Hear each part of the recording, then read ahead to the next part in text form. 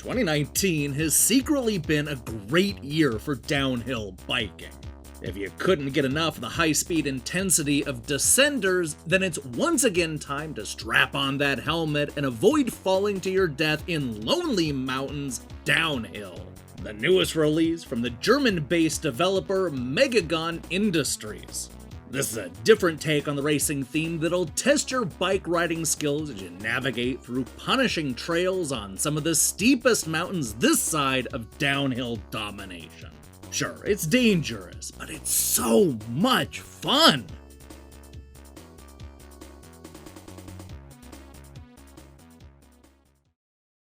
As the name suggests, you're all alone on the mountain. Everybody else is hanging out down at the finish line. But the only way you're going to partake in that merriment is if you ride down a series of increasingly difficult bike paths. You aren't racing against other thrill seekers, it's just you and your bike against the mountain.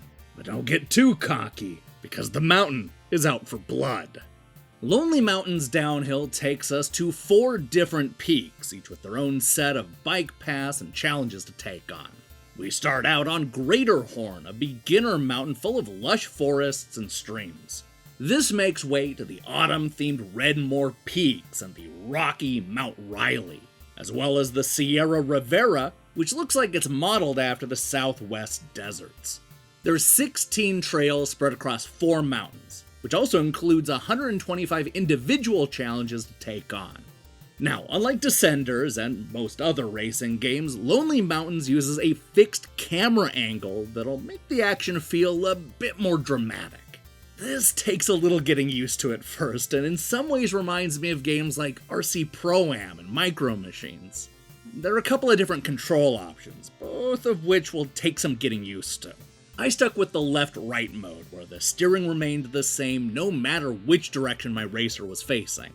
This can be tricky though, because a lot of the game involves racing towards the camera where the steering directions will be reversed. If that's too much to wrap your head around, there's also a screen-based mode, but I found that to be a little bit less precise.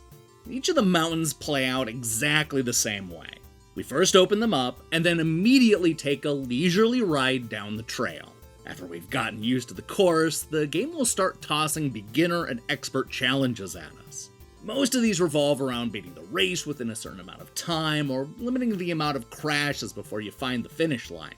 Completing these challenges will not only unlock new clothing and bike parts, but also additional trails and mountains. Easily, the most impressive thing about this game is how flexible the mountain is.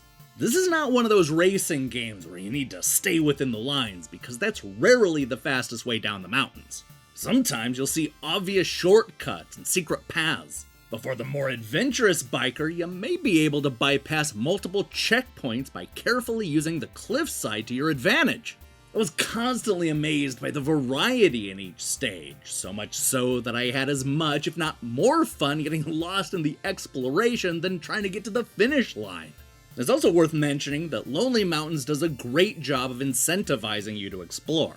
Every trail is split up into 7 or 8 sections with their own checkpoints. This means that you can crash as many times as you want and search for a faster shortcut or more daring way down the cliff. And trust me, you're gonna be thankful for those checkpoints. From giant rocks to hard jumps to forests full of trees, everything in this mountain is there to get in your way.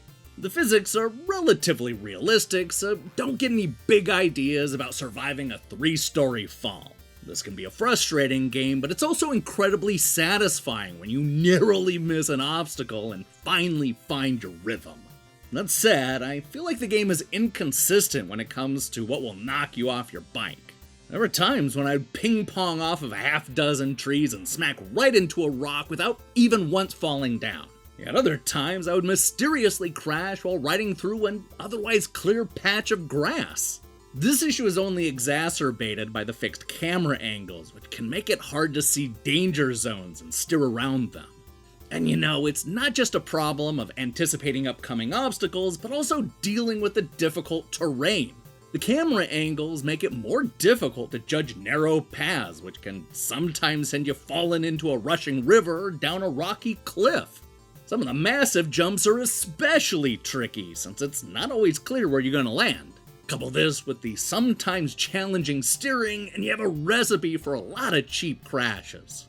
But look, for all the times I fell down in spectacular fashion, I always wanted to get back up and find that finish line. Part of the reason for this is because the gameplay is so much fun, but it's also due to the stylish visuals. Between the simple textures and the soft focus on the backgrounds, I love the look of this game. Each peak and trail has its own personality, and the developers have managed to bring the mountains to life with all kinds of small touches. For as challenging as the fixed camera can be, it also leads to some truly breathtaking moments that'll be hard to forget. Lonely Mountains Downhill may not be as action-packed as Descenders, but it's every bit as intense.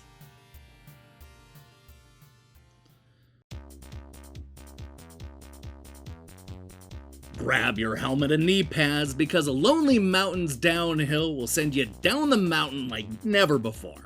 This is a challenging yet fun racing game that's all about taking your bike down 4 steep and unforgiving mountains. Although the fixed camera angle and gameplay take some getting used to, the 16 trails can be completed in countless ways, always pushing you to experiment and explore each harrowing peak. Lonely Mountains Downhill is easily the most fun I've ever had falling off a cliff.